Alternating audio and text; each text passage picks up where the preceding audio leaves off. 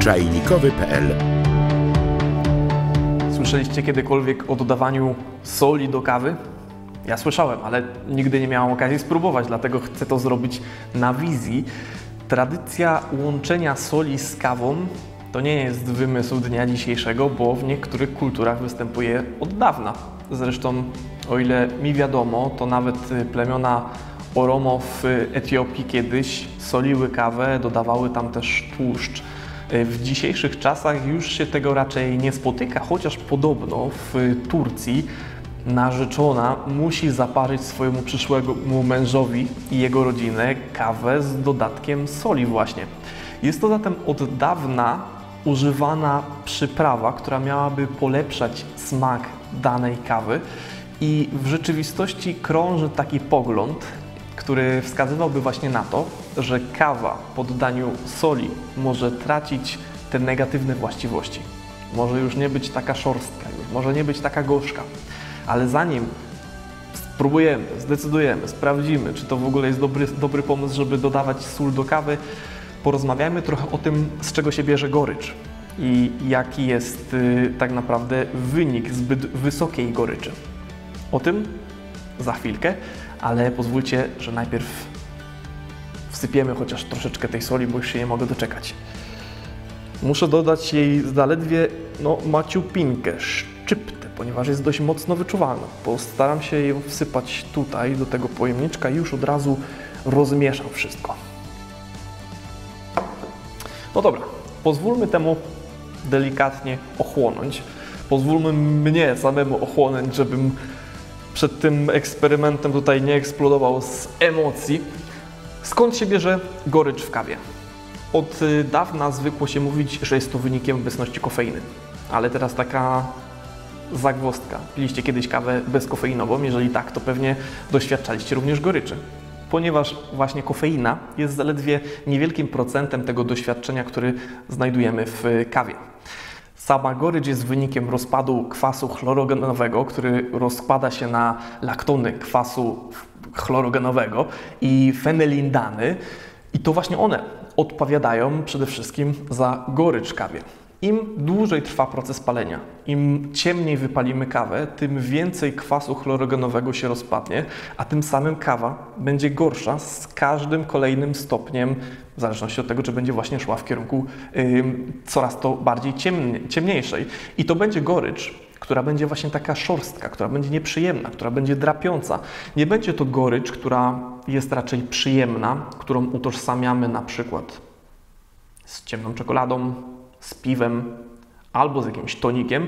Będzie to raczej doświadczenie właśnie bardzo negatywne. Właśnie w pozbyciu się tych doświadczeń ma nam pomóc sól.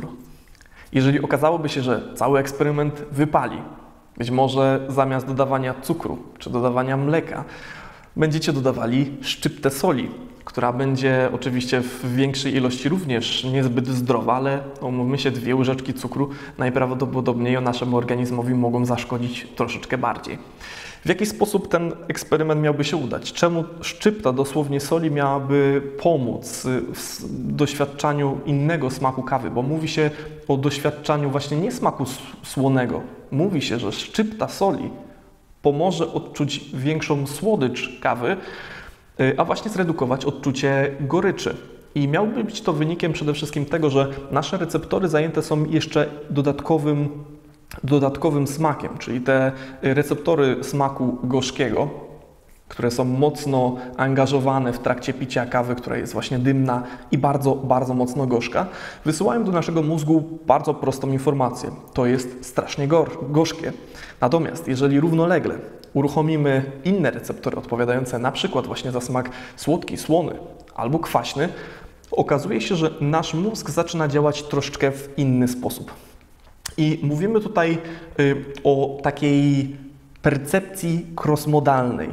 To jest coś, co jest absolutnie niesamowitym tematem i być może powinniśmy w tym temacie zrobić zupełnie inny odcinek, ponieważ jest to aż tak wyjątkowy i szczególny temat. Mowa tutaj o takim doświadczeniu, gdy pewne zmysły, pewnie nasze doświadczenia zmysłów przywodzą nam na myśl zupełnie coś innego.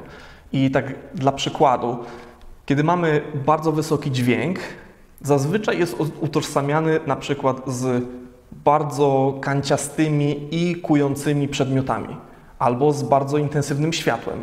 Tak samo, jeżeli w wyrazie mamy litery A, jakoś tak podświadomie traktujemy, że nawiązują one do przedmiotów, które są po prostu większe niż wtedy, kiedy mamy w wyrazie litery I. Właśnie to jest ta percepcja crossmodalna. No i mamy tutaj jeszcze coś, co jest już takim pójściem krokiem dalej, czyli synestezję, doświadczenie, które faktycznie powoduje, że jeden zmysł, który odczuwa jakieś wrażenie, mózg przetwarza w wrażenie zupełnie inne. Wydaje się, że właśnie z tym mamy tutaj do czynienia, czyli solimy, dodajemy coś, co daje nam smak słony, a mimo wszystko nasz mózg przemienia to w jakiś sposób na smak słodki. Sprawdźmy, czy to faktycznie ma sens. Ja tutaj wrzuciłem sobie tak na oko. Nie wiem, czy nie za dużo, nie wiem, czy nie za mało. Najpierw sprawdźmy, jak smakuje sama kawa, bo kawa oczywiście do eksperymentu była ciemno palona, żeby była właśnie taka drapiąca po jęzorze. Chociaż oczywiście jest to kawa wysokiej jakości, bo w tym przypadku jest to Gwatemala, która jest naprawdę świetnym ziarnem. A jeszcze powiem Wam dodatkowo, że starałem się tą kawę bardzo mocno przeparzyć, ponieważ nie tylko stopień wypalenia będzie decydował o tym, jak gorzka będzie to kawa. Jeżeli przeparzymy ją za bardzo, jeżeli będzie zbyt długo w wodzie, również pojawią się nieprzyjemne doświadczenia. I faktycznie ta kawa jest gorzka, faktycznie ściąga nasz język i staje się troszeczkę szorstka na języku. Tutaj dosypałem troszeczkę soli. Mam pewne obawy, że za mało. Była to wprawdzie szczypta, ale wydaje się, że może za mała szczypta.